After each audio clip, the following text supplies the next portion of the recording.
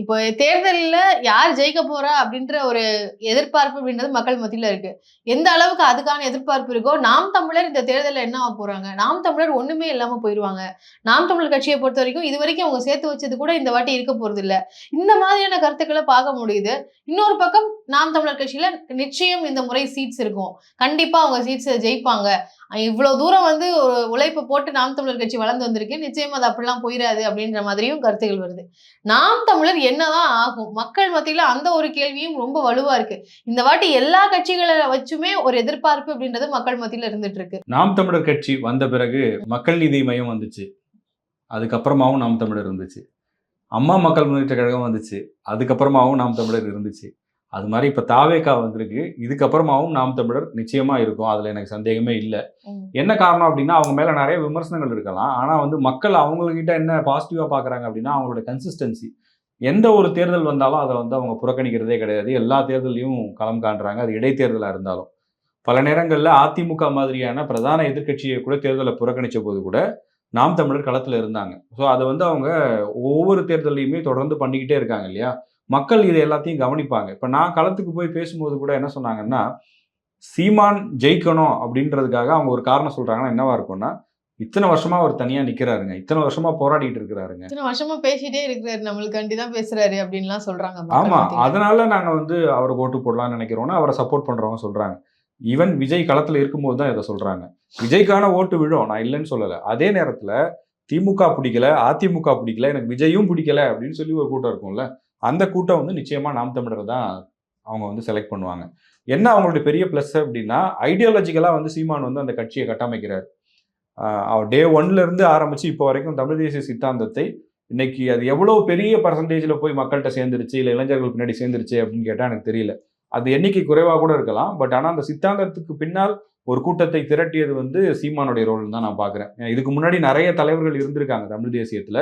ஆனா அந்த தமிழ் தேசிய சித்தாந்தத்தை இளைஞர்களிடம் கொண்டு போய் சேர்த்ததுல மிகப்பெரிய பங்களிப்பு வந்து சீமானுக்கு தான் இருக்கு. அதுவும் முக்கியமா சோசியல் மீடியா மூலமா அவர் பேசக்கூடிய விஷயங்கள் சில நேரங்களில் ட்ரால் ஆகுது.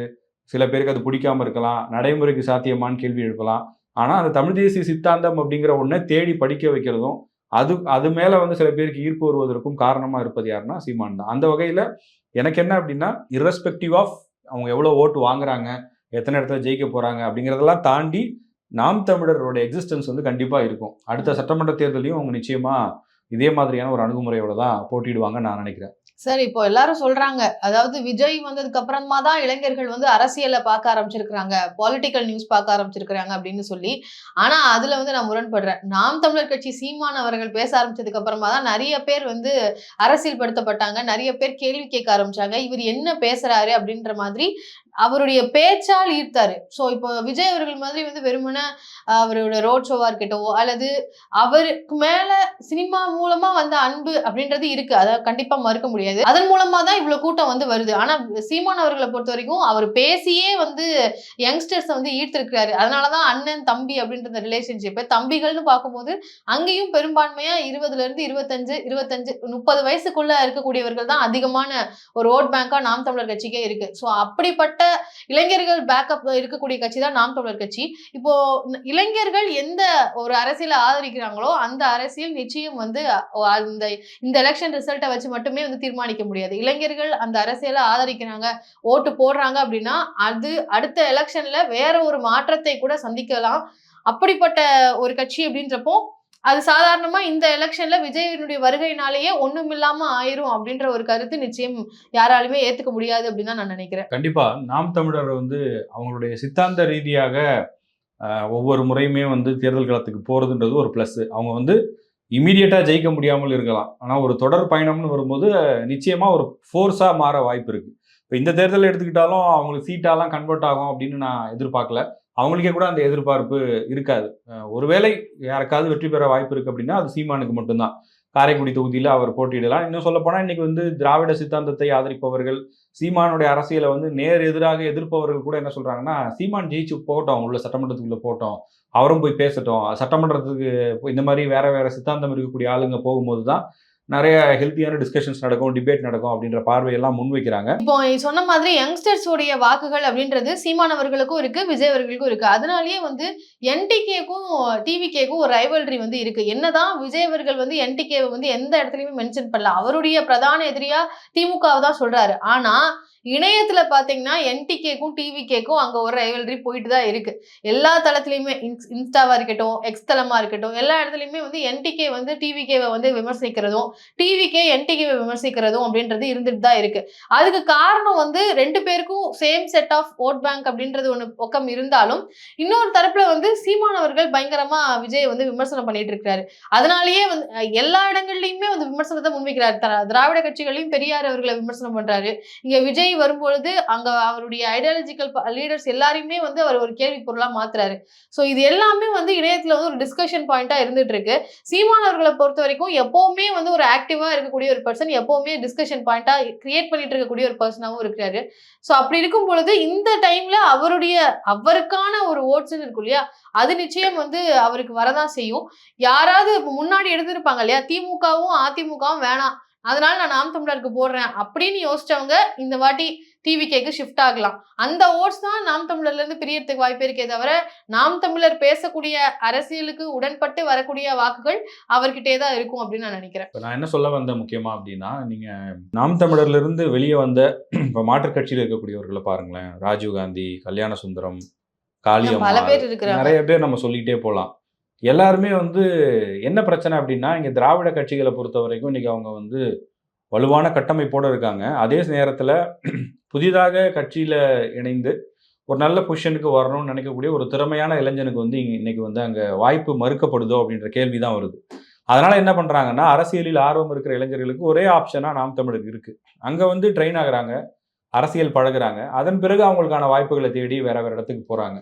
அப்படியான ஒரு சூழலா அது மாறிடுச்சுன்னு நான் பாக்குறேன். இன்னொன்னு அது ஒன் மேன் ஆர்மி அப்படின்ற அந்த விமர்சனமும் வைக்கிறாங்க இல்லையா சார். சீமான் அவர்களை தாண்டி வேற யாரும் அங்க வர முடியாது, சீமான் அவர்கள் இப்படி வளர்த்தலாம் விட மாட்டாரு, அவர் மட்டுமே அந்த கட்சிக்கு பிரதானமா காமிப்பாங்க, அப்படி எல்லாம் வந்து விமர்சனமும் இருக்கு. அதுவுமே அவங்களுக்கு ஒரு டிராபேக்கா தான் இருக்கு. அதனாலதான் காளியம்மாள் போன்றவர்கள், ராஜீவ்காந்தி போன்றவர்கள் எல்லாருமே வந்து வேற கட்சிக்கு வந்தும் அவங்களுக்கான ஒரு ஃபேஸ் வேல்யூ அப்படின்றது இருக்கு. சோ இப்போ அதிமுகவை பாத்தீங்கன்னா அங்க ஒரு சில தலைவர்கள் வெளியில வரும்பொழுது அது ஒரு லாஸா தான் பார்க்கப்படுது. ஏன்னா அவங்களுக்குன்னு ஒரு மக்கள் மத்தியில அறியப்பட்ட ஒரு முகமா இருக்கிறாங்க. ஒருத்தரை போய் மக்கள் மத்தியில போய் சேர்க்கிறதே வந்து எவ்வளவு கடினமா இருக்கும் பொழுது, அப்படி ஒரு சேர்ந்த ஆள் வந்து நாம் தமிழர் கட்சியில இருந்து வெளியில வராங்க அப்படின்னா, அது என்னதான் நாம் தமிழர் கட்சியினர் வந்து அதை மறுத்தாலும் அது ஒரு வகையில ஒரு மைனஸ் அப்படின்னு தான் பார்க்க முடியுது. அது ஓட்டுக்காக ஓட்டை இழக்க வைக்குமான்னு கேட்டா அங்க கேள்விதான். ஆனா நாம் தமிழர் கட்சிக்காக பேசக்கூடியவர்கள், நாம் தமிழர் கட்சி வலு சேர்க்கக்கூடியவர்கள் வந்து போகும்போது அது ஒரு கட்சிக்கு ஒரு மைனஸா இருக்கிறதுக்கு வாய்ப்புகள் இருக்கு. நிச்சயமா. இப்போ நாம் தமிழரோட பிளஸ் பாயிண்ட்ஸ் எல்லாம் சொன்னோம். அதே நேரத்துல அவங்களுக்கு பெரிய பலவீனமா இருக்கிறது என்ன அப்படின்னு பார்க்கும்போது, கட்டமைப்பு இல்லாம இருக்கிறது தான். அவங்களுடைய கட்டமைப்பை வந்து அவங்க பலப்படுத்துறதுக்கான முயற்சி எடுக்கிற மாதிரியே தெரியல. நீங்க வந்து நாம் தமிழர் சீமான் அப்படின்னு சொன்னோன்னா, இன்னைக்கு தமிழ்நாட்டுல எல்லாருக்குமே தெரியும். யாருக்கும் தெரியாதவங்க இருக்க முடியாது. அந்த அளவுக்கு அவங்க வந்து எஸ்டாப்ளிஷ்டான பார்ட்டியா மாறிட்டாங்க. ஆனா நீங்க வந்து இப்ப தமிழ்நாட்டுல எந்த ஒரு கிராமத்துக்கு போனாலும், நீங்க அங்க போயிட்டு நீங்க எந்த வீட்ல இருக்கீங்களோ, அங்க இருந்து 1 கிலோமீட்டர் சரவுண்டிங்குள்ள நிச்சயமா நீங்க ஒரு திமுக கிளை செயலாளர பார்த்துடலாம். இல்ல அதிமுக கிளை செயலாளர பார்த்துடலாம்.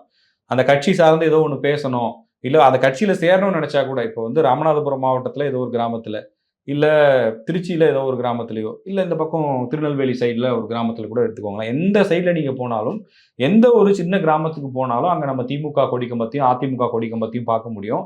அங்க அவங்களுடைய கட்சி நிர்வாகிகள் இருப்பாங்க.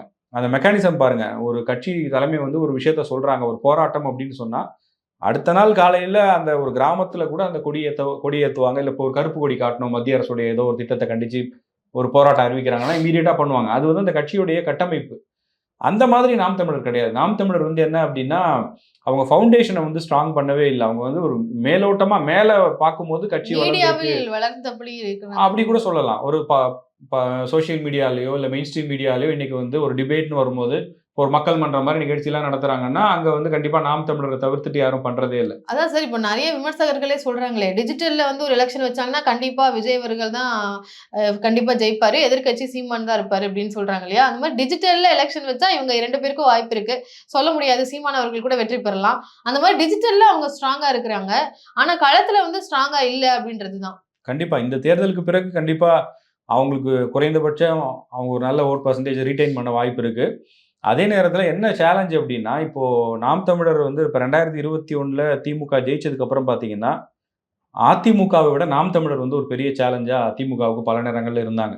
உதாரணத்துக்கு முன்னாள் முதலமைச்சர் கலைஞர் கருணாநிதிக்கு வந்து பேனா நினைவு சின்னம் வைக்கணும்னு சொல்லும்போது, அதற்கு நெறைய சுற்றுச்சூழல் சார்ந்த எதிர்ப்புகள்லாம் தெரிவிக்கப்பட்டது. அங்க அதிமுக தெரிவித்த எதிர்ப்பை விட, சீமான் தெரிவித்த எதிர்ப்பு தான் பலமா இருந்தது. ஆமா. என்ன வைக்கக்கூடாது.